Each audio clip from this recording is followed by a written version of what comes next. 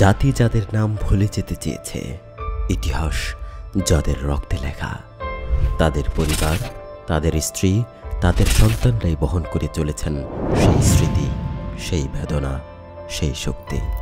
যে কথাটা আমাকে সবথেকে বেশি নাড়া দেয়, যে উনি বলছিলেন যে আমাকে যে জন্য তারা ফাঁসির কাস্টে ঝুলাতে যাচ্ছে, আচ্ছা, সেই পথ থেকে তোমরা কখনো বিচ্যুত হবে না। ইনোভাটক্সে প্রথমবারের মতো আমরা শুরু করছি শহীদ পরিবারের সদস্যদের নিয়ে বিশেষ পডকাস্ট সিরিজ। এই সিরিজে আমরা শুনব সেই হৃদয়ের কথা যারা শুধু একজন রাজনৈতিক নেতাকে হারাননি, হারিয়েছেন সঙ্গী, অভিভাবক, পথপ্রদর্শককে।